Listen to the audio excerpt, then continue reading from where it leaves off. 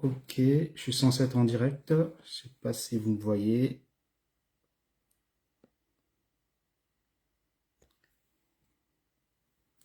Amen.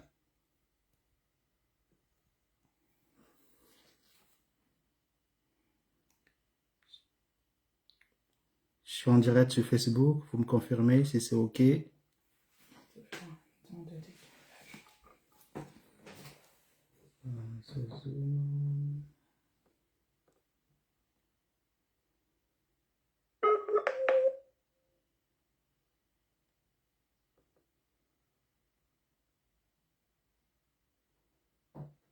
Je ne mets pas les minutes. En fait, il y a un temps de décalage entre la publication. C'est bon, c'est bon. Ah, ok, gloire au Seigneur. Ok. Gloire au Seigneur. Bonjour, bonsoir aux bien-aimés qui nous suivent sur Facebook, la communauté Facebook. Bonjour, bonsoir à ceux qui sont avec nous en direct sur Skype et aussi des membres qui sont connectés directement sur Zoom. Nous vous saluons dans la paix du Seigneur. Donc, nous sommes mardi le 2 avril et nous allons dans le cadre de nos moments de partage qui ont lieu tous les mardis soirs, moments de partage autour de la parole de Dieu. Et donc ce soir, j'ai la responsabilité de pouvoir mener ce partage avec vous. Donc je suis le frère Géost et nous allons pouvoir ensemble partager la pensée du Seigneur. Amen. Nous avons un thème qui avait été sur lequel nous partageons tout le long de cette année. C'est tous disciples de Jésus-Christ. Donc tous les mardis quasiment, voire parfois les dimanches, mais essentiellement les mardis, les différents intervenants viennent apporter, donner un message, un partage autour de ce grand thème sur tous disciples de Jésus-Christ. Et donc ce soir, nous allons tous rester toujours dans ce sens et partager un sous-thème que nous allons découvrir par la suite. J'aimerais commencer par faire un petit rappel en fait dans la notion de discipulat. Pour ceux qui nous suivent que maintenant et qui n'ont pas suivi les vidéos précédentes, et nous les invitons également à suivre nos présentes vidéos et qui, j'espère, les enrichiront humblement. Et nous avons par le passé, sur différentes interventions, défini ce que c'était un disciple. On a dit que le disciple, c'était toute personne qui avait cru et qui avait reçu Jésus-Christ dans sa vie. Et nous avons aussi ajouté qu'on a fait le témoignage, qui a témoigné son engagement par les autres baptêmes. Et c'est ici la notion de discipulat, donc c'est un appel, une interpellation, un appel qui est offert à tout le monde, qui est lancé à tout public. C'est pas réservé qu'aux uns et pas aux autres. C'est réservé à tout le monde. Jésus dira à ses disciples d'aller faire de toutes les nations les disciples. Donc, c'est une notion de non-exclusion. Une dispensation, elle est ouverte, elle est générale à quiconque veut devenir disciple. Il peut le devenir par l'acceptation de Jésus-Christ. Et le thème le dit bien, disciple de Jésus. Il ne s'agit pas d'un autre maître, il s'agit de Jésus-Christ. De Jésus-Christ. Et quand on regarde l'étymologie de disciple, en fait, on conclut que le disciple, c'est un apprenti, c'est un élève qui apprend des enseignements. Qui apprend des enseignements. Et il a été longuement développé par les précédents orateurs, que dans le discipulat, nous avons la notion de l'enseignement, de la réception de l'enseignement qui vient de Christ. C'est ainsi le Seigneur dira que le Saint-Esprit nous enseignera toutes choses. Donc il y a cette notion de réception de l'enseignement qui vient de Christ. Et au-delà de ça, je vais aussi ajouter deux notions. Il y a la réception, mais il y a aussi l'adhésion au message. Donc Quand on est disciple, le disciple fait appel à trois notions. La notion de la réception, donc recevoir les enseignements qui sont donnés par le maître, donc ici en l'occurrence Christ, mais aussi une autre dimension, c'est l'adhésion à la doctrine, à l'enseignement de Christ. C'est important de mettre un accent sur ce volet parce que Christ dit que toute écriture, c'est 2 Timothée qui le dit, que toute écriture inspirée de Dieu, utile pour enseigner, pour instruire, pour corriger, pour convaincre, etc. On ne peut pas être disciple de Jésus sans avoir adhéré à son enseignement. Par adhérer, c'est-à-dire sans avoir compris son enseignement, l'avoir accepté et fait de ce message comme étant une vérité. On ne peut pas être disciple sans avoir fait part de son adhésion à l'enseignement, à la doctrine de Christ. C'est important parce que ça va au-delà de la notion spirituelle. Parce que quand on reçoit les enseignements, quand on reçoit Christ, c'est une action spirituelle. C'est pas physiquement. Christ ne vient pas s'établir physiquement dans notre vie. C'est une action, une dimension spirituelle. Par contre, la dimension de l'adhésion, elle est plus intelligible, intellectuelle. Il s'agit de comprendre le message. Il s'agit de l'accepter. Il s'agit de comprendre les enseignements qui sont donnés par Jésus-Christ. Dire, ok, les enseignements pour moi, je les accepte, je les valide et je suis d'accord, je m'aligne avec ces genres d'enseignements. Et c'est là le deuxième volet, donc la deuxième dimension du discours-là, c'est le niveau de l'adhésion. C'est très important parce qu'on ne peut pas aller enseigner les autres, on ne peut pas corriger, on ne peut pas instruire si nous-mêmes, on n'a pas adhéré au message. Si nous-mêmes, on n'a pas adhéré, on n'a pas reçu la faculté intellectuelle de la compréhension du message. Parce que si on reste dans le niveau spirituel, le jour où notre foi sera faible, on n'aura pas d'argument pour nous convaincre de notre position de disciple. Cette connaissance, elle est importante d'adhérer finalement que l'évangile, la doctrine, quand Jésus prêche sur le pardon, nous comprenons la nécessité du pardon et nous nous alignons à cela et nous prêchons également ce pardon parce que nous avons compris les bienfaits, nous avons compris les bénéfices et nous avons aussi compris quels sont les enjeux. Et la dernière notion, c'est la notion d'identification. Quand on est disciple, il faudrait aussi qu'on arrive à s'identifier au maître, à faire comme le maître. À faire comme le maître. Et c'est sur ce troisième niveau, cette troisième dimension, nous allons pouvoir mener la réflexion, le partage ce soir. Sur l'identification, faire comme le maître, faire comme Christ. Donc la réflexion va porter sur comment manifester, vivre le disciple. On a reçu Christ dans notre vie. Il s'est établi comme maître. On a accepté son enseignement. On pratique les enseignements.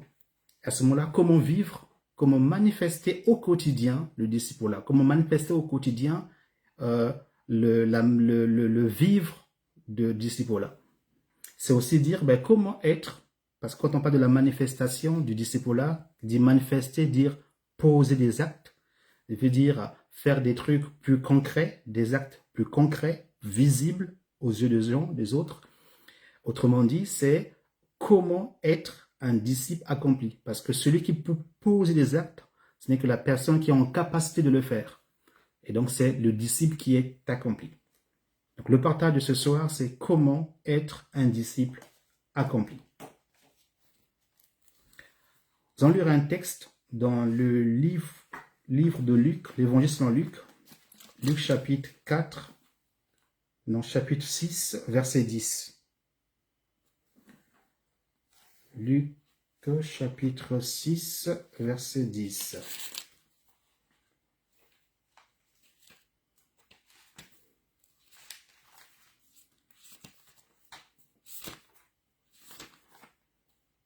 Nous avons vu par le passé qu'un disciple doit avoir des caractéristiques qui ont été évoquées par le passé par différents orateurs. Et là, ce soir, nous allons simplement regarder comment faire, comment être un disciple accompli. Par la notion d'accompli, on voit tout de suite que voilà, on peut être un disciple, mais dans ce processus d'être accompli. Donc, Luc 6, verset 40 nous dit ceci. Le disciple n'est pas plus grand que le maître, mais tout disciple accompli sera comme son maître. Dans le second, tout disciple accompli sera comme son maître.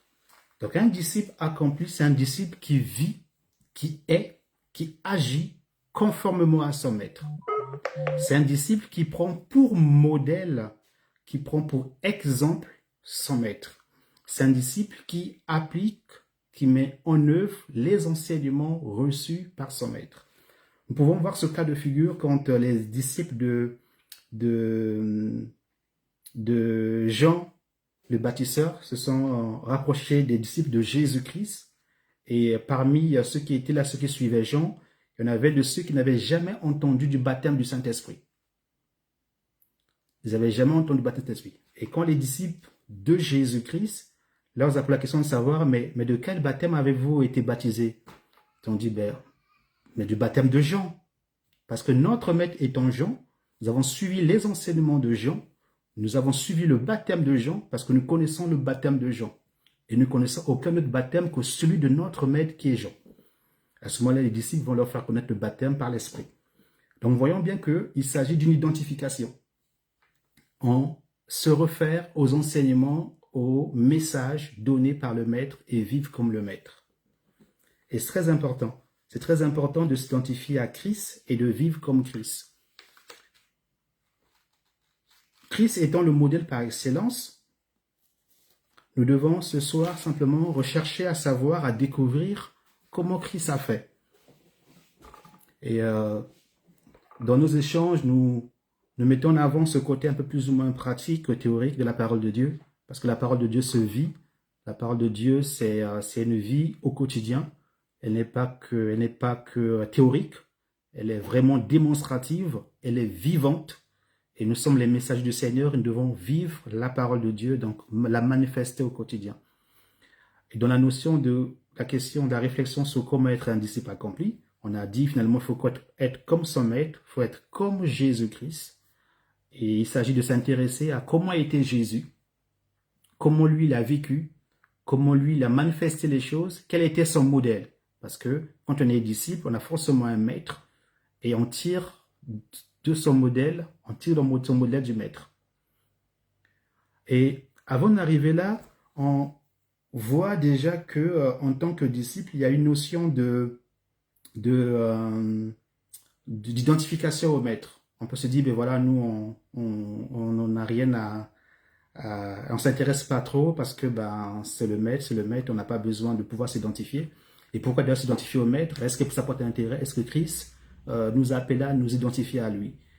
Et le premier point que nous voulons partager, c'est de se rendre compte que Christ, déjà sur terre, nous a appelés à s'identifier à lui. Il nous identifie à lui déjà. Quand il décrit le fait que nous lui appartenons,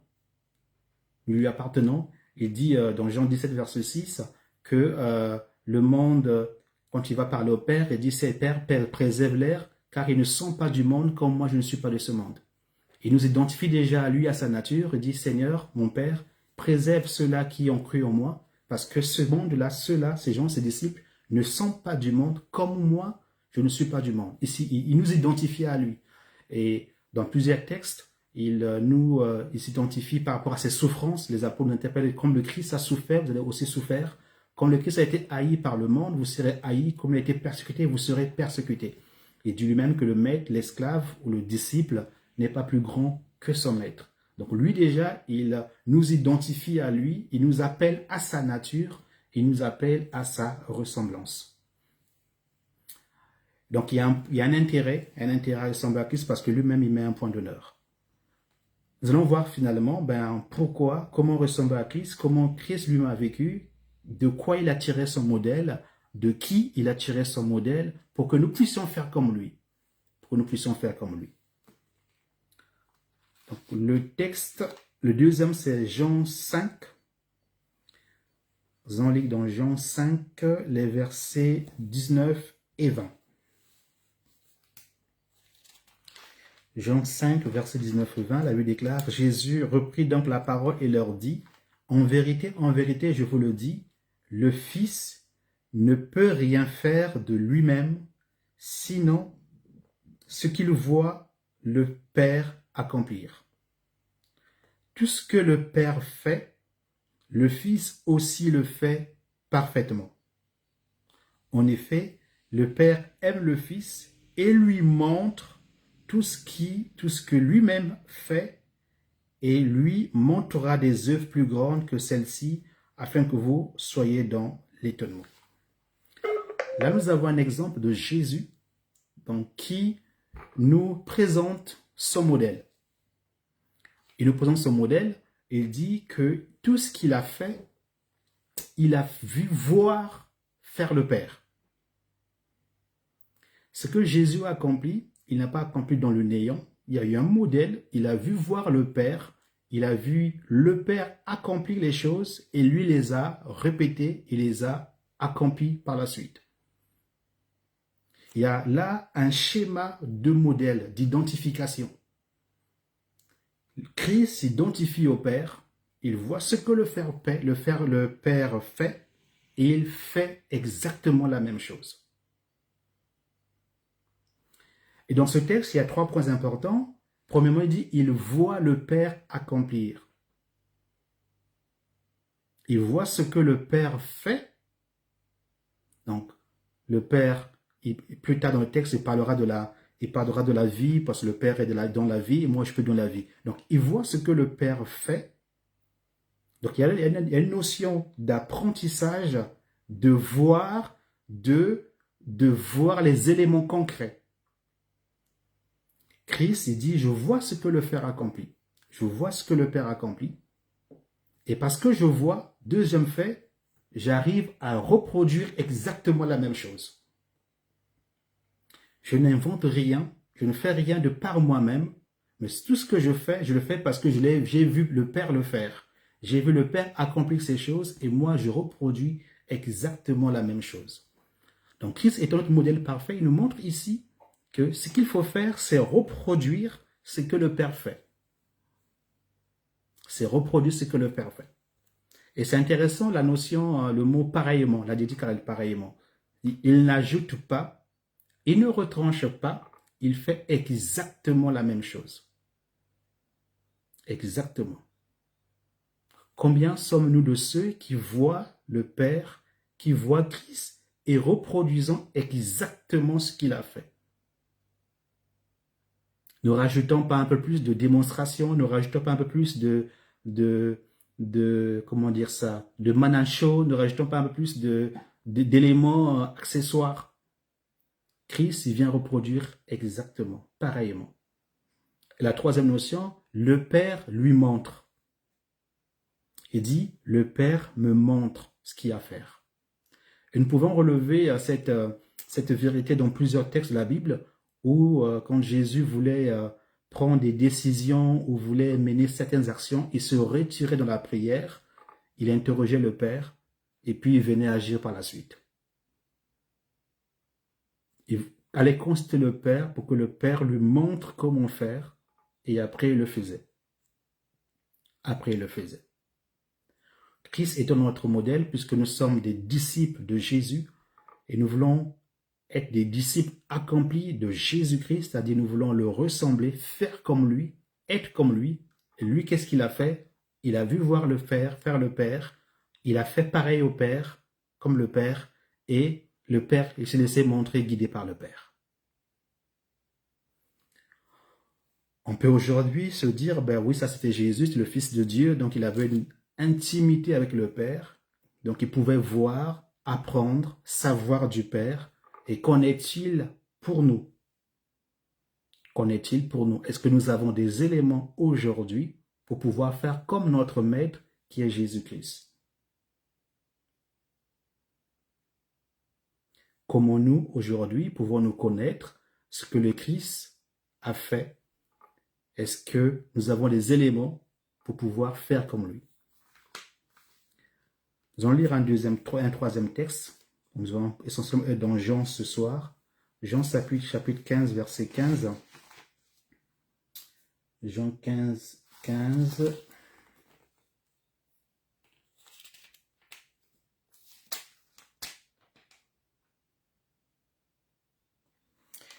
Il est écrit, c'est Jésus qui parle à ses disciples. Il dit, je ne vous appelle plus serviteur parce que le serviteur ne sait pas ce que fait son Seigneur. Mais je vous ai appelé ami parce que je vous ai fait connaître tout ce que j'ai appris de mon Père. Jésus, ce soir, dit dans sa parole, il nous dit qu'il nous a fait connaître tout ce qu'il a appris de son Père. Donc, tout ce qu'il a vu faire le Père, tout ce qu'il a fait en voyant le Père faire, tout ce qu'il a fait parce que le Père le lui a montré, il dit tout ça, il nous l'a appris. Il nous l'a appris. Il nous l'a appris par sa parole et au moyen de son esprit. Aujourd'hui, nous avons des éléments que Christ nous a donnés pour pouvoir être comme lui. Nous avons des points, des factuels, des éléments concrets que Christ nous a montrés pour pouvoir faire et être comme lui, pour pouvoir agir comme lui. Un disciple accompli, c'est celui qui vit, c'est celui qui fait exactement comme son maître. Et comme le disciple-là, dans ce disciple-là, c'est un processus. Il est dit, c'est celui qui sera comme son maître. Donc, c'est un processus de croissance. Et donc, dans ce processus, nous sommes appelés à faire, nous sommes appelés à devenir, nous sommes appelés à agir comme le maître. Et comment le savoir? Il dit qu'il nous a tout appris. Il ne nous a rien caché. Il nous a laissé donc sa parole et c'est son Esprit Saint qui nous enseigne au quotidien. Qui nous enseigne au quotidien. Ce que le Seigneur nous a appris la volonté du Père, que le Seigneur Dieu nous aime et qu'il est amour et qu'il veut le salut des pécheurs. Il nous a appris la nature de Dieu. Aujourd'hui, nous savons que Dieu est notre Père. Nous savons qu'il est bienveillant, qu'il est riche en bonté, qu'il est plein de compassion. Nous savons qu'il est le Dieu qui nous pardonne si jamais nous revenons à lui. Il nous a appris la nature, la bienveillance de Dieu. Il nous a appris la miséricorde de Dieu. Il nous a appris la souveraineté de Dieu, la fidélité de Dieu. Il nous a appris plein de tribus, plein d'éléments sur Dieu pour que nous soyons capables de le connaître aujourd'hui. Donc par Jésus, aujourd'hui, nous connaissons le Père. Par le Fils, nous connaissons le Père. Il nous a appris tout ce que lui a appris du Père, il nous l'a appris. Il nous a appris également les desseins du Père, quelle est la volonté de Dieu pour l'humanité, quelle est la volonté de Dieu pour le salut de l'âme, quelle est la volonté de Dieu pour le salut de l'humanité. Et tous ces éléments-là, le Seigneur nous les a appris. Et on parle de la volonté de Dieu, il y a un épisode où les disciples sont retrouvés quelque part dans un village où ils n'étaient pas reçus. Et parce qu'ils n'étaient pas reçus, ils ont exprimé le sentiment, la volonté de vouloir invoquer le feu du ciel pour pouvoir brûler toute la population. Jésus leur a dit, ben non, vous ne savez pas ce que vous demandez, vous êtes dans l'ignorance. Vous ne savez pas ce que vous demandez. Et donc le Seigneur, par cet exemple, nous montre ce qu'il faut demander, ce qu'il ne faut pas demander. Et ce qu'il ne faut pas demander. Donc aujourd'hui, nous avons des éléments par le Saint-Esprit de ce qu'il faut demander à Dieu. Parce qu'il nous a tout montré. Il nous a tout montré. Et ce soir, la réflexion, après que nous ayons vu ces différents éléments de pouvoir ressembler à Christ, le pourquoi ressembler à Christ, c'est parce que lui-même il a fait comme le Père lui a montré. Et pourquoi on pourrait le faire? Est-ce qu'on a des outils? Oui, le Seigneur nous a donné des outils par la parole et par le Saint-Esprit. Nous avons des outils de le connaître et de faire comme lui. Et le dernier point sur lequel on va pouvoir partager la réflexion ce soir, c'est comment faire comme Jésus. Comment marcher comme Jésus. Comment lui il a marché. Parce que pour faire comme lui, il faut savoir ce qu'il a fait. Pour être comme lui, il faut savoir comment il a vécu. Pour agir comme lui, il faut savoir comment est-ce qu'il a posé les actes. Et là, il y a un point qui est frappant dans toutes les Écritures. Quand on regarde la vie de Jésus sur terre, et on peut relever un point de dépendance totale de Jésus-Christ à son Père, envers son Père.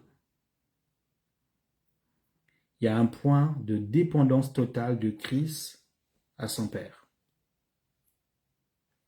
Quoi qu'il fasse, il déclare, je ne fais rien sans que mon Père me l'ait autorisé, je fais la volonté de mon Père, Quand je prie, ben voilà, que la volonté de Dieu s'accomplisse. Chaque fois qu'il fait quelque chose, il le fait en cherchant la volonté de Dieu. Il y a cette dépendance au Père, il n'y a pas de dissociation avec le Père. Si nous voulons être des disciples accomplis, nous devons dépendre de Dieu. C'est des mots qui sont plus ou moins, je veux dire, familiers maintenant, parce qu'à force d'entendre, et quelquefois on ne sait plus exactement ce que ça veut dire. C'est des mots qu'on entend tout le temps au quotidien et parfois on ne sait plus quel en est le sens exact. Pour faire un peu plus simple, des illustrations, dépend de Dieu, ça veut dire ne rien faire sans l'approbation de Dieu. Ça veut dire, avant que je ne fasse quoi que ce soit, je dois savoir est-ce que cela est en conformité avec Dieu.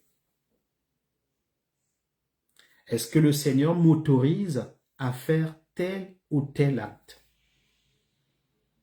Est-ce que le Seigneur m'autorise à dire ceci ou cela? Est-ce que le Seigneur valide un tel ou tel type de comportement?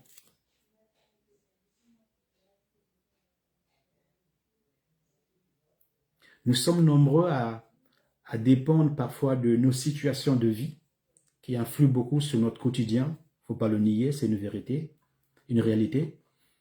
Nous sommes nombreux à dépendre parfois de nos revenus. Ça, quelquefois, définit notre trajectoire. Nous sommes nombreux à dépendre parfois d'un système qui soit politique, sociologique, éducatif, même idéologique. Et nous sommes nombreux à vouloir ressembler à des modèles quelquefois humains, des modèles dans lesquels nous avons trouvé ce qui pourrait être nos valeurs. Et nous sommes nombreux à vouloir dépendre de ces personnes-là. Et au quotidien, nous savons le faire. Au quotidien, nous savons finalement, il faut faire ceci pour ressembler à un tel, il faut faire ceci, il faut s'habiller comme ceci pour ressembler à X ou à Y. Et c'est exactement la même chose avec le Seigneur. C'est dire, qu'est-ce que je fais qui ressemble à Christ? La dépendance à Dieu, c'est simplement dire, Seigneur, c'est pas de... Faut voir la notion de la dépendance pas comme étant une notion de contrainte. Voilà. En général, parfois, cette notion peut être traduite comme étant une contrainte. C'est-à-dire, finalement, je n'ai pas d'autre choix que. La notion de dépendance, ce n'est pas une notion de contrainte, mais c'est une notion plutôt de manifestation de grâce. C'est-à-dire que quand on comprend les bénéfices qu'il y a du fait de dépendre de Dieu, on le fait systématiquement. Son cœur s'y apprête automatiquement. Parce qu'on connaît quels sont les bénéfices qui sont attachés. Et en tant que chrétien et en tant que disciple, si nous voulons être des disciples accomplis, nous devons avoir cette dépendance totale à Dieu. Dans nos choix, dans nos prières, dans nos décisions, dans nos projets, dans les directives qu'on veut prendre, bref, dans les moindres détails de notre vie, nous devons dépendre du Seigneur. Un autre point que le Seigneur nous montre quand il était sur terre, c'est qu'il a manifesté de l'amour. Il a manifesté de l'amour. Le discipulat, une des caractéristiques visibles du discipulat, c'est l'amour. On ne peut pas être un disciple accompli et ne pas manifester de l'amour. Ne pas poser des actes concrets, définissant, traduisant l'amour. Tout ce que le Seigneur a fait, toute l'œuvre de Jésus-Christ est basée sur son amour, l'amour de Dieu envers l'humanité. Son acceptation pour venir mourir à la croix pour nous, basée sur l'amour. La miséricorde de Dieu est basée sur l'amour. La fidélité de Dieu, elle est basée sur l'amour. Toutes les grâces que le Seigneur nous accorde sont basées sur l'amour. Et en tant que chrétiens, disciples accomplis, nous devions manifester l'amour. C'est l'amour qui doit être la motivation de nos actions. C'est l'amour qui doit nous animer. L'apôtre Paul le dit bien aux Corinthiens, nous pouvions faire des démonstrations de puissance, des dons spirituels, mais si nous n'avons pas l'amour, nous sommes que des cymbales qui retentissent. Nous pouvons avoir des prophéties, des dons, tout ce que nous voulons, tout ce que nous pouvons citer, mais si l'amour n'est pas manifeste au quotidien, nous ne sommes rien. Et Christ, tout le long de son ministère, a manifesté l'amour. Quand il guérissait le malade, il veut dire qu'il a eu compassion, et c'est la compassion ancrée dans l'amour qui engendre le miracle. Le salut des âmes, nous voulons évangéliser, c'est l'amour. L'amour des uns des autres. L'amour du salut des âmes qui nous encourage, qui nous emmène à aller évangéliser.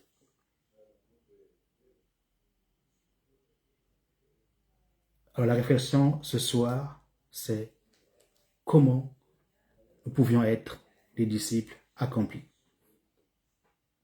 Alors nous le pouvons en faisant, en étant, en vivant comme Christ a vécu. Comment est-ce qu'il a vécu? 2 points ce soir. Il a vécu en toute dépendance à son Père. 2e point, il a manifesté l'amour.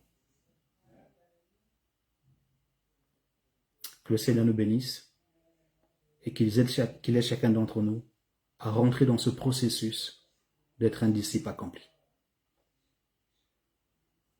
Amen. Je disais donc c'était un partage. Donc nous avons des bien-aimés qui sont connectés sur Skype et d'autres sur Zoom.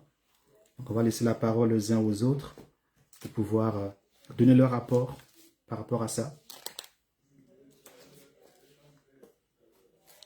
Sachant que nous sommes dans une saison disciple-là. Et ce que nous voulons, c'est devenir des réels disciples de Jésus-Christ. Non pas seulement en parole, non pas seulement en théorie, mais en œuvre. Elle déclare que les disciples ont été reconnus qu'ils étaient disciples de Christ parce qu'ils vivaient, parce qu'ils manifestaient la vie de Christ, parce qu'ils entretenaient l'amour entre frères et sœurs, et cela a été visible.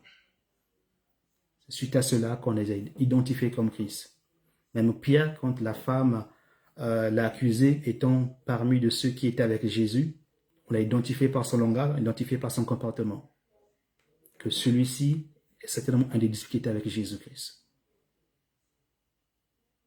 Et nous serons accomplis, les disciples accomplis, quand nous allons pouvoir vivre, marcher, faire comme le Maître.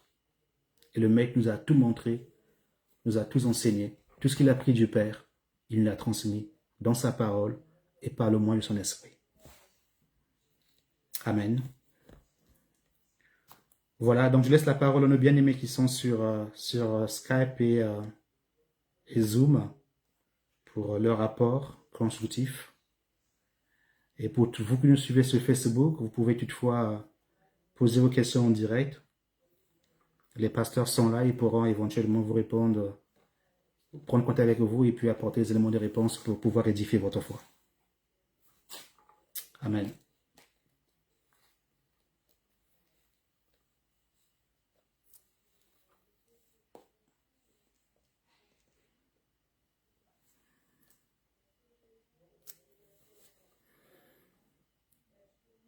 Donc, je laisse la parole à nos bien-aimés sur Skype.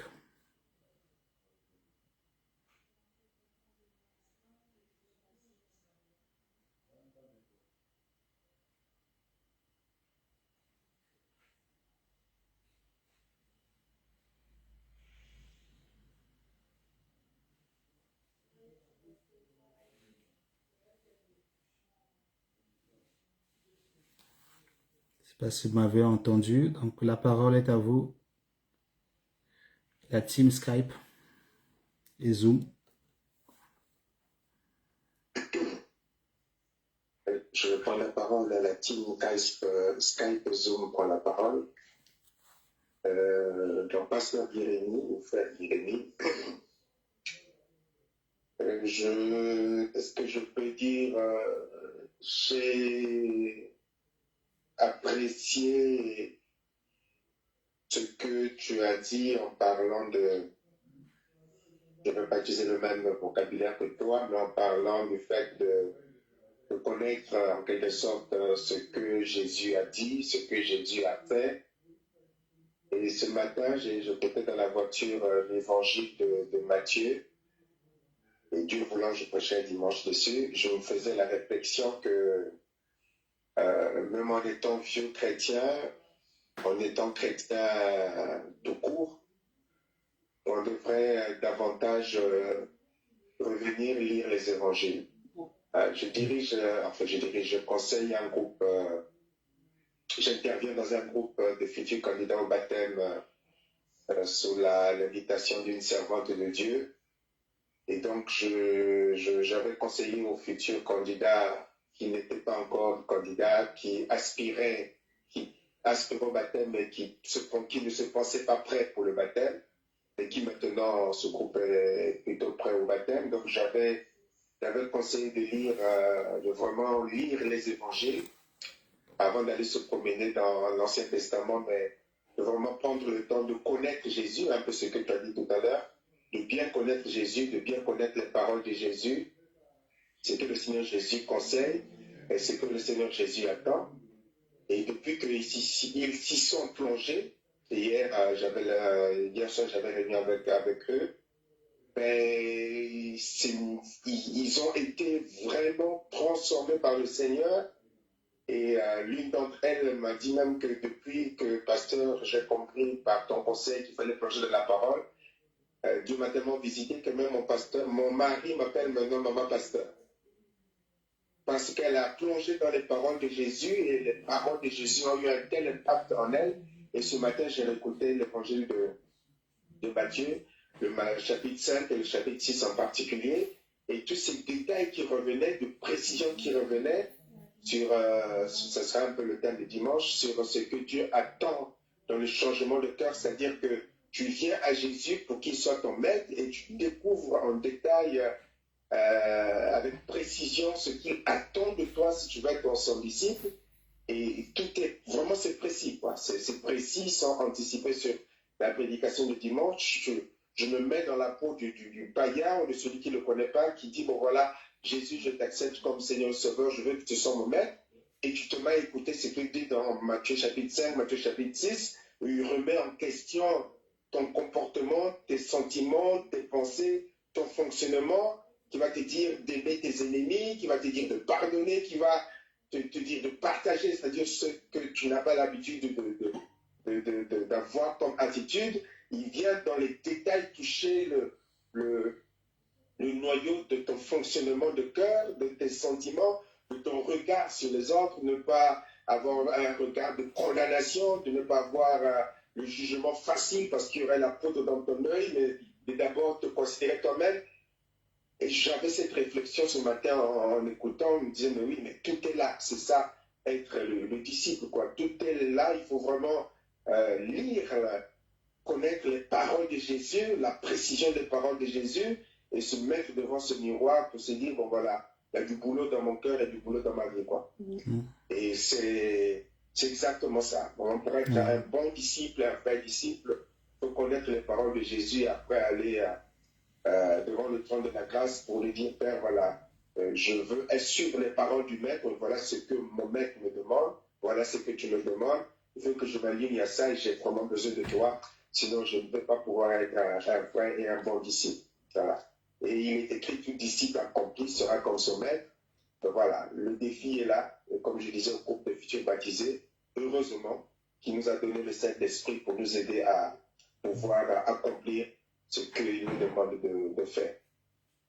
Et donc, le piège religieux du chrétien du dimanche, du chrétien habituel, mais qui a oublié les paroles du maître, ce piège, il faut vraiment que nous puissions l'éviter, que les conseils que nous donnons nous-mêmes aux nouveaux chrétiens ou aux futurs baptisés, mais en tout cas, dans un certain sens, veillons à ce que les paroles de Jésus du Maître puissent toujours avoir cette résonance en nous. Voilà. On peut facilement s'en détourner. Et ce matin, je me faisais cette réflexion. Voilà. Il suffit d'un peu de légèreté et puis on a vite fait de se dissoudre dans l'ultra religieux, mais plus dans ce que le Maître demande. Voilà. J'allais dire, voilà, pasteur, mais pourquoi pas. Voilà ce que j'avais à dire. Amen, merci, merci, pasteur Guy Tenaport. C'est vrai parce que à aujourd'hui, il y a une tendance de disciple-là qui ne connaît, je veux être un peu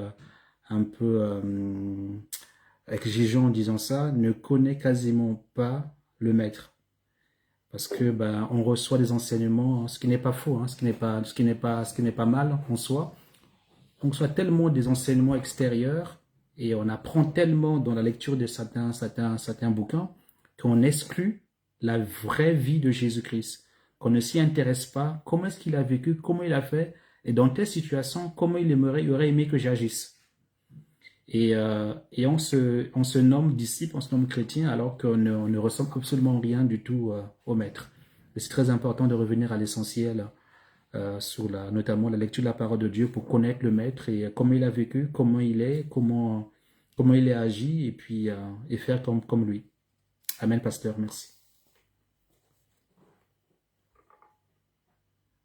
Quelqu'un d'autre?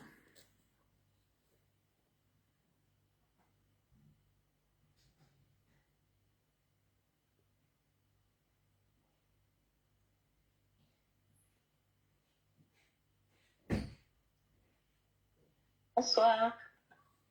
Bonsoir, pasteur Carmel.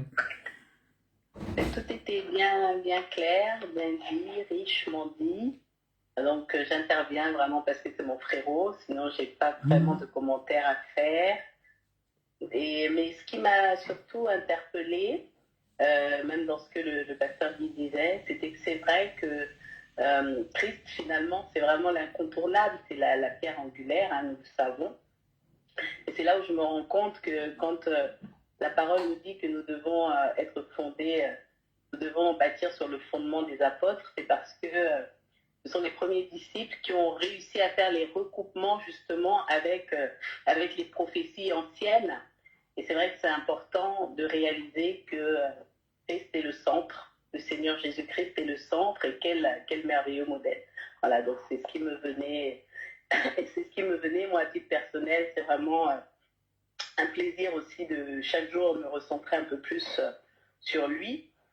Plus on avance, plus c'est comme ça, je pense, avec la croissance, que les choses doivent se passer, vraiment s'enraciner davantage, se recentrer un peu plus, sortir du superflu pour vraiment entrer dans la volonté de Dieu, que le Seigneur nous conduise en ce sens. Amen. Amen, merci pasteur. Amen, amen.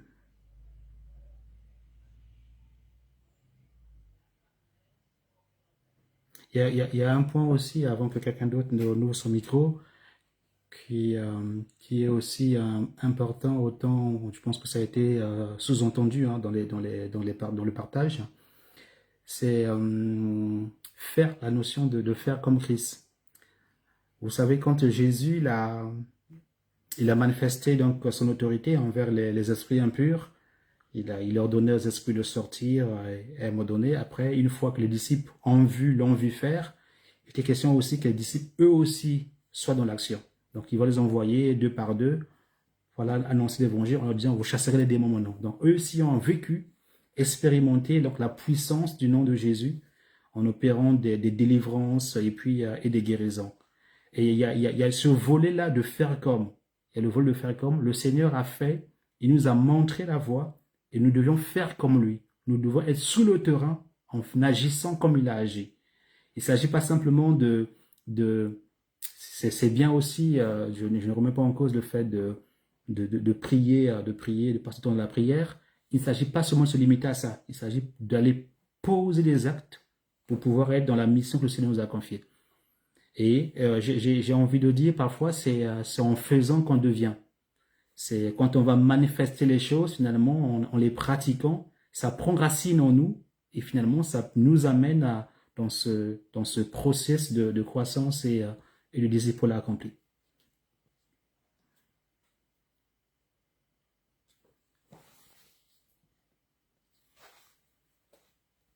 Quand on se trouve en face d'un problème où quelqu'un est malade, ben, qu'est-ce que Christ faisait devant les malades? En cas de situation de maladie, comment Christ procédait? En cas de telle situation, comment est-ce que Christ agissait? En cas de telle orientation de la vie, qu'est-ce que Christ me dit? Et ça, c'est très important parce que ça nous invite ou bien nous oblige à aller savoir ce que Christ dit à mon sujet, sur ce cas particulier. Ça nous invite ou nous oblige à aller creuser comment Christ a traité la situation, comment lui il a vécu, comment lui il a réagi par rapport à ça. Et ça nous invite aussi à lui ressembler, à pouvoir faire comme lui. Dans le fait de se dire, ouais, j'ai un maître, je veux faire comme lui, ça, quand on trouve face des problèmes ou des situations auxquelles on ne sait pas comment agir, ça nous interpelle, nous invite à aller nous plonger dans la parole de Dieu pour savoir comment lui l'a fait, comment lui aurait agi, et comment lui il a traité le problème.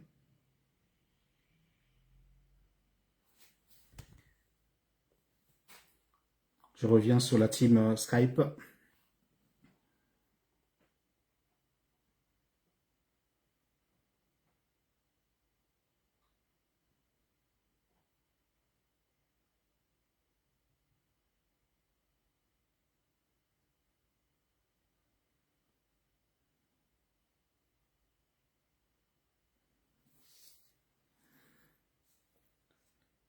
Chez les Pombo, je vais faire la liste. Ça me permet de... Parce qu'il y a certains parfois qui attendent que l'autre agisse et qui attendent vos micros. Donc... Ah, il y a les Pombo et le pasteur Richel, je crois. Bonsoir à tous. Ben, je bénis le Seigneur pour sa parole, c'est vrai, et le Seigneur te bénisse, hein, mon frère, pour l'apport du partage et ceux qui ont été pasteur Carmel et pasteur Guy aussi, et ce qui va être rajouté, qui est très enrichissant. Moi, ce qui me... Par rapport au rajout que tu viens de donner, en fait, le Seigneur, dans sa parole, nous enseigne toutes choses, ça a été dit, hein, il nous enseigne toutes choses et nous devons être et de suivre son exemple. Et bien souvent, la pensée qui me venait, c'est que on fait, sans s'en rendre compte, hein, parfois des tris entre ce que l'on estime être remis entre les mains du Seigneur, ce qu'on estime être spirituel et ce qu'on estime ne pas l'être. En fait, j'espère bien me faire comprendre par rapport à ça. Et alors que c'est une erreur que l'on fait, hein, alors que dans sa grâce infinie, lorsque on vient au Seigneur, on se donne au Seigneur, toutes choses anciennes sont passées, tout devient nouveau. Donc, on est enseigné à vivre une vie nouvelle avec le Seigneur et une nouvelle éducation sur toutes choses. Et c'est vrai que en méditant la parole de Dieu en profondeur, en se laissant enseigner par la grâce de Dieu au travers de cette parole merveilleuse et par le Saint-Esprit, même sur des choses qui ne sont pas forcément écrites, mais le Seigneur nous parle au travers des situations que nous pouvons vivre et nous donne, en étant remplis de sa parole et au travers de la prière, de pouvoir passer certaines situations qui ne sont pas forcément écrites dans la parole de Dieu et qui nous donnent de pouvoir vivre et de passer avec lui sans faire de tri. C'est-à-dire que toute notre vie doit lui être consacrée afin que toute chose lui soit soumise. Il n'y a rien, si je puis m'exprimer ainsi sans directive, mais il n'y a rien qu'on ne puisse pas lui demander, il n'y a rien qu'il ne connaisse pas de nous, il n'y a rien qui puisse être trop grand pour lui et trop petit pour lui, au point où on ne puisse pas lui soumettre toute chose afin d'avoir une réponse qui vienne de lui, en fait. Et on s'en remet totalement à lui, qu'on s'abandonne totalement, c'est un abandon total. Alors là, on peut dire qu'on rentre véritablement dans cette vie de disciple, de discipline totale.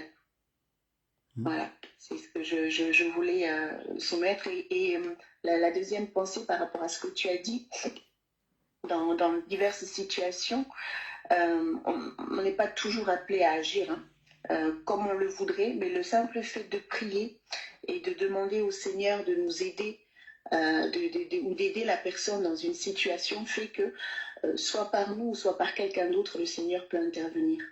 Le plus important, c'est de remettre les situations, de s'en remettre au Seigneur, et lui-même donne les directives pour nous, pour le faire ou ne pas faire, ou intervenir ou ne pas intervenir, mais en tout cas, déjà lui remettre la situation, c'est déjà un pas vers la victoire. Amen. Voilà, et rajouter.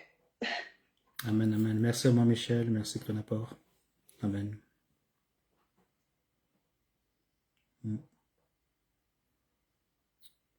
C'est vrai, c'est pour ça que le Saint-Esprit nous a été donné pour nous conduire en toutes choses. Et même les éléments qu'on pense ne pas trouver dans la Bible, je prends un exemple simple, ça n'a pas été décrit comment préparer ta nourriture, par exemple. Je prends un exemple comme ça. Mais le Saint-Esprit est là, il nous inspire, il nous conduit en toutes choses, dit la parole de Dieu. C'est pour ça qu'il nous a été donné, pour nous aider à marcher en conformité à la volonté du Père. Et la Bible dira même que dans la Bible, dans ce livre que nous lisons, n'a pas été transcrit tout ce que le Seigneur a pu faire. Donc si on mettait tout ce que Jésus a fait pendant son existence sur terre, bon, nous aurons des gros bouquins plus volumineux que celui-ci. Mais l'essentiel a été dit, la volonté du Père a été révélée, la nature du Père a été révélée pour que nous soyons en capacité d'être sauvés et puis de faire partie du royaume des cieux. Mais donc pour le reste, le Saint-Esprit nous a été donné pour nous permettre de plaire au Seigneur, d'avancer avec lui et d'accomplir sa volonté. C'est intéressant ce que Jésus dit à ses disciples, que l'Esprit vous enseignera tout ce qu'il y a de moi. C'est-à-dire que non, je n'ai pas pu terminer, entre guillemets, il y a des points sous lesquels vous pensez n'avoir pas reçu les instructions nécessaires. L'Esprit Saint va vous orienter sur ce dont vous aurez besoin. Dans une situation de tous les jours, l'Esprit Saint est là pour nous aider à trouver des solutions au quotidien. Amen, mon Michel. Oui, mon Michel, levez la main. Non, c'est quelque chose qui me vient. Juste pour encourager certains d'entre nous et nous encourager réciproquement, c'est le Seigneur Jésus-Christ a appris, il a enseigné aussi, il a appris toutes ces choses aussi. Et c'est pour nous encourager à persévérer dans le sens où c'est pas à pas, chacun dans son couloir, c'est pas à pas que nous avançons par la grâce de Dieu afin de lui ressembler un peu plus chaque jour davantage. Pas dans la précipitation, mais vraiment pas à pas. Amen.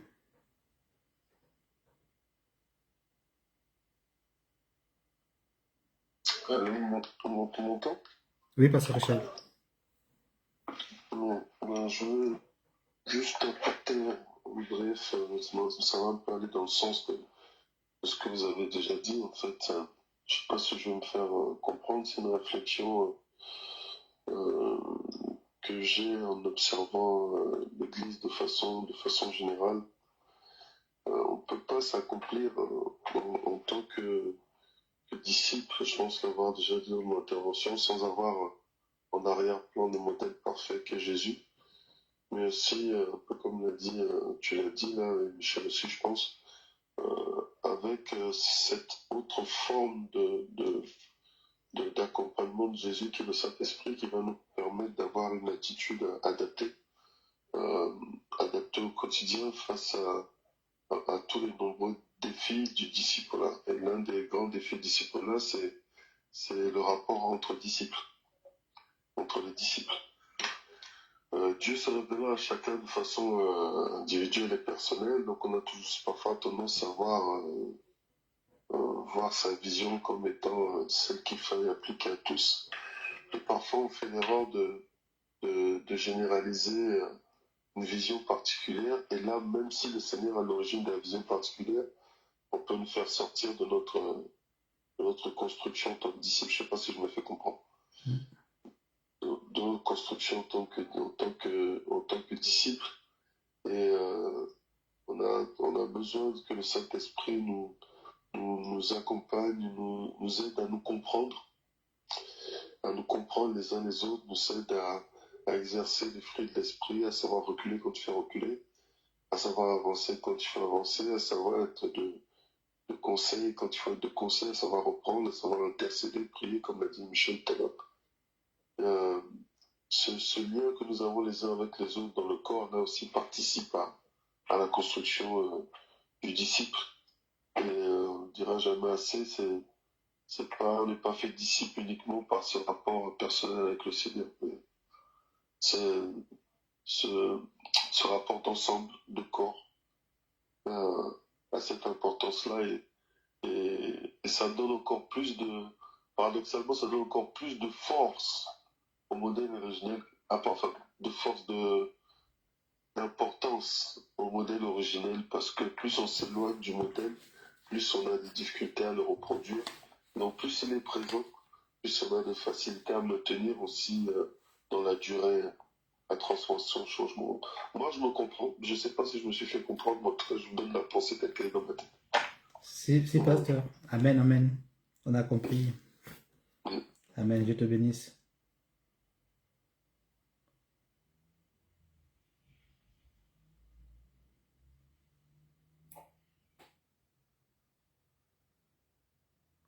Juste pour compléter la pensée du pasteur Richel, dans le texte que nous avons lu là de Jean 15, un peu plus au verset, je l'ai intégralement le verset 10, je commence par le 29.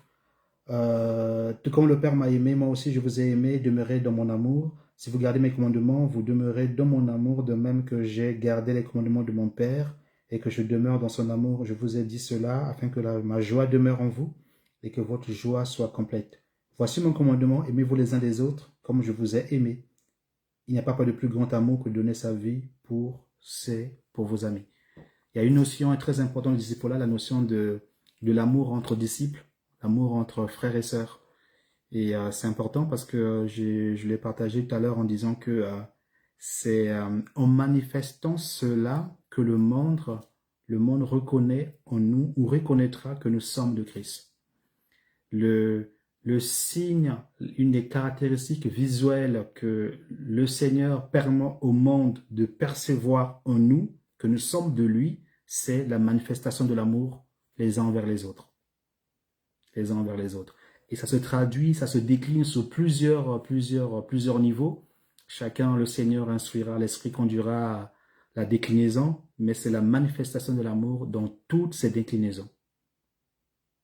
Les uns envers les autres. Nous ne pouvons pas prétendre aimer Dieu si nous ne sommes pas en capacité de prouver cet amour envers notre frère que nous pouvions voir, que nous pouvions toucher. Et c'est important de se le rappeler. Merci, Pasteur Richel. Juste pour compléter, en fait, j'avais à l'esprit, mais j'ai oublié, ça me revient à l'esprit. Parce qu'on peut courir le risque de faire ce qu'ont fait les Corinthiens. Parce que quand on lit, nous, a posteriori, Paul, on est convaincu que Paul était un homme extraordinaire qui frappait les regards par ce qu'il était. Et quand on lit bien la Bible, en vérité, c'est faux. Paul était quelqu'un qui n'était pas éloquent du tout, qui avait une vie de limite une forme de pauvreté, je sais pas. Et les Corinthiens, ils ont commencé à être séduits par des prédicateurs qui sont arrivés, qui étaient très éloquents, qui avaient qui étaient riches. Et on voit que dans 2 Corinthiens, il va les reprendre, il va lui-même être au moment obligé de se comparer. Il dit, je ne suis pas mieux que vos apôtres par excellence. Dans notre version, il dit vos super apôtres. Il dit, vous suivez simplement la forme des choses, mais en vérité, ces gens-là sont des serviteurs du diable. Donc, à rechercher des modèles qui sont des modèles qui nous confortent, plutôt qu'être guidé par le Saint-Esprit, même si les choses ont l'air peut-être simples ou pauvres ou qu'on ne correspondent pas à nos critères, à notre conception, Dieu peut être dedans. Ça, c'est un grand problème dans l'Église, surtout l'Église d'aujourd'hui, là, et c'est aussi souvent la maladie des réformateurs. D'un côté, il y a ceux qui sont soif de sensations et qui recherchent des églises où tout est sensationnel. Il y en a d'autres qui sont tellement convaincus d'être dans la vérité qu'ils ont le ministère, les procureurs du royaume, du temple plutôt, et qui ne voient que le mal qu'il y a chez les autres, alors que des fois, un peu de Dieu suffit, quoi. Et le problème, c'est qu'il faut vraiment prendre conscience que tant que nous serons dans cette enveloppe de chair-là, il y aura toujours des imperfections. Et donc, cette imperfection-là, elle est compensée par le Seigneur. Il y a ce que Dieu a mis en nous, et il y a ce que le Seigneur vient rajouter pour créer un équilibre, pour que le message puisse être de bonne qualité. Si nous nous arrêtons uniquement sur ce qui ne nous plaît pas dans l'humain ou dans la partie faible, ben, ne regardons pas tout ce que le Seigneur compense, on peut passer à côté de quelque chose de Dieu venant de Dieu, ou on peut reconnaître quelque chose comme de Dieu alors que ça ne l'est pas. On peut être embrouillé dans son discernement.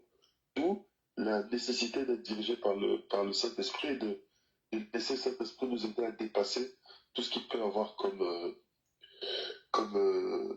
différence ou comme incompréhension, ou bref.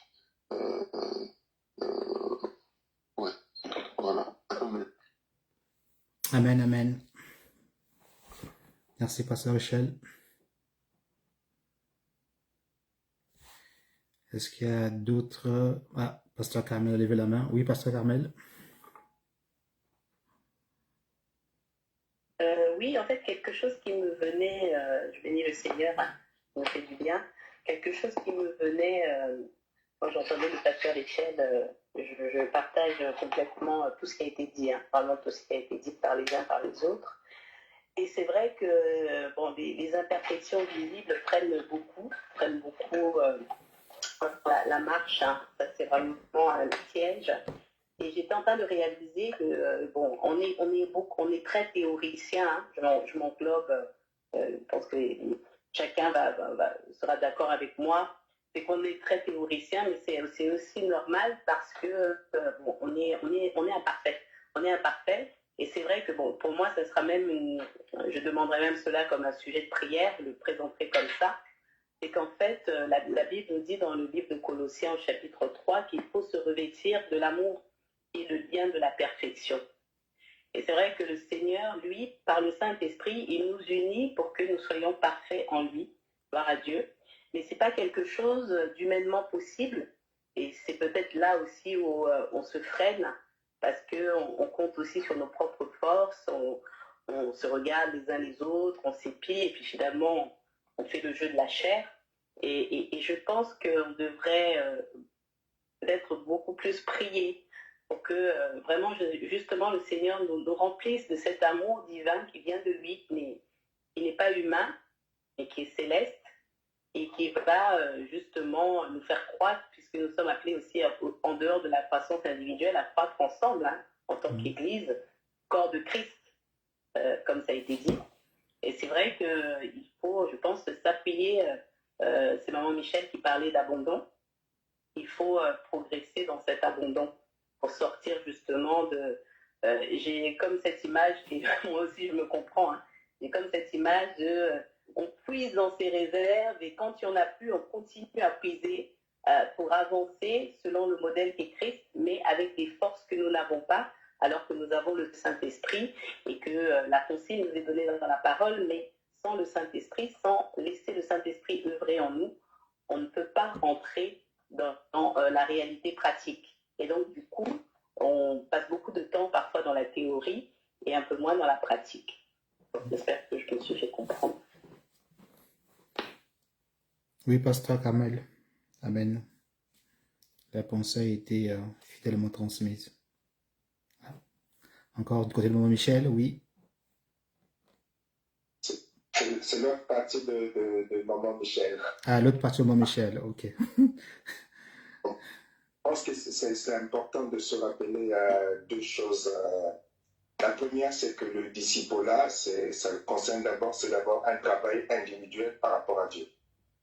C'est chercher à connaître Jésus, c'est-à-dire que moi, je veux être disciple et je cherche à ressembler à Jésus, je cherche à obéir à Jésus, je cherche à connaître Jésus, non pas par rapport aux autres, mais par rapport à ce que Dieu attend de moi. Ça, c'est lorsqu'on est serviteur, lorsqu'on est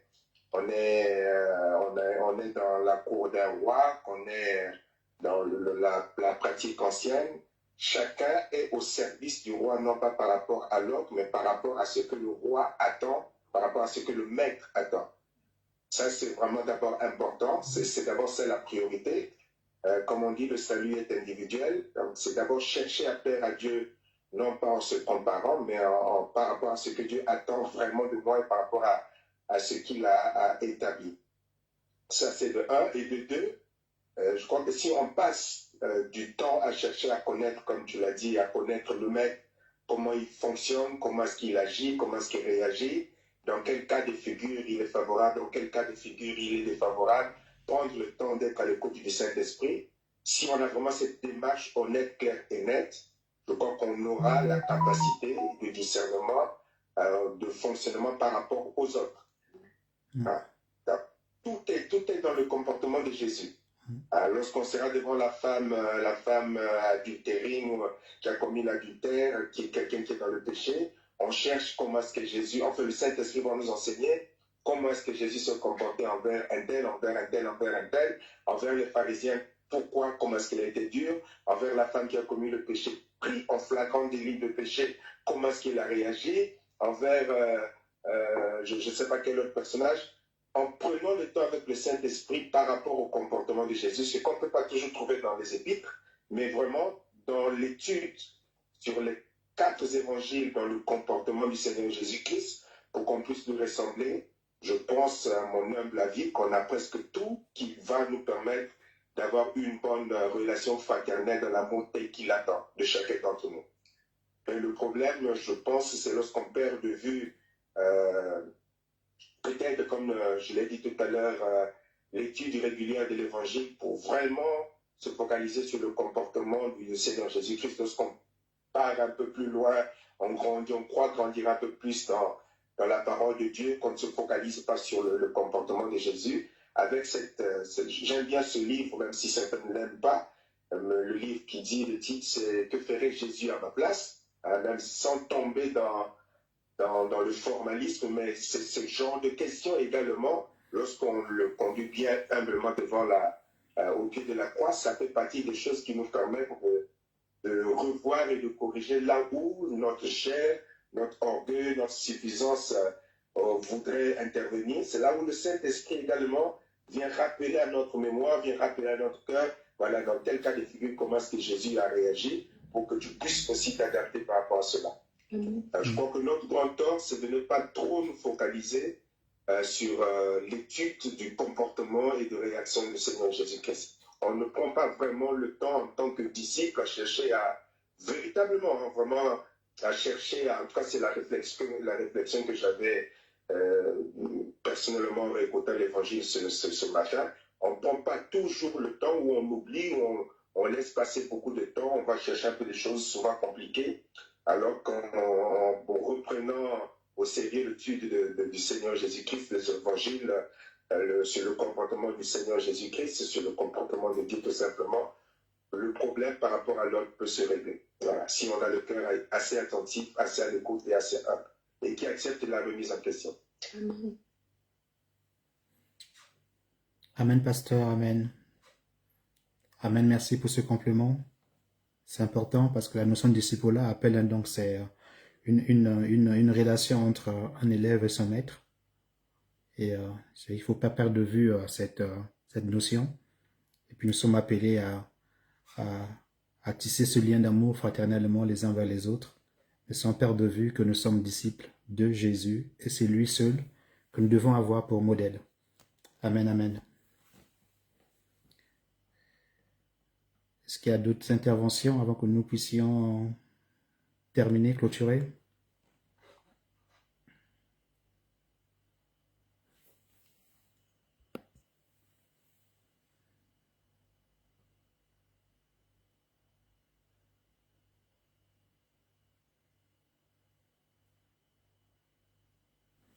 Ok, amen. Nous allons donc prier pour ce mot de partage très riche. Très riche. Et au-delà du partage que vous nous avez suivi sur Facebook, c'est des moments aussi de réflexion pour soi-même. Hein? C'est des moments de réflexion, c'est pas des moments où finalement on vient déballer ce qu'on croit connaître de Dieu, C'est plutôt des moments d'échange riches, de réflexion et qui doivent s'appliquer à notre propre vie. Et nous sommes appelés donc à devenir des disciples accomplis en Christ. Nous l'avons rappelé dans ces échanges, on le devient en devenant comme Christ. Et lui, il a montré le modèle parfait. Il a appris du Père et nous a montré, transmis tout ce qu'il a appris du Père pour que nous puissions faire comme lui. Donc, nous avons tous les éléments dans la parole de Dieu et au moins du Saint-Esprit pour faire comme le Maître, comme Jésus a fait, comme il a vécu, comment il agit, afin que nous puissions être véritablement des disciples accomplis. Et au quotidien, donc il nous a été rappelé au quotidien, la dépendance à Dieu, c'est super important. Nous devons totalement dépendre de Dieu et manifester l'amour dans toutes ses déclinaisons. Amen. Que le Seigneur vous bénisse. Nous allons donc prier pour la fin. Je vais demander à un des pasteurs de prier pour la fin, celui qui ou celle qui est conduit à le faire, et nous recommandons la grâce de Dieu. Et pour nos bien-aimés sur Facebook, nous vous donnons rendez-vous donc dimanche sur ce même lien, et puis mardi prochain. Et si vous avez des questions, des commentaires, des sujets, n'hésitez pas à nous contacter via ces liens et nous serons en capacité, avec beaucoup d'amour, nous saurons vous répondre. Merci à vous. Un des pasteurs pour la prière de fin.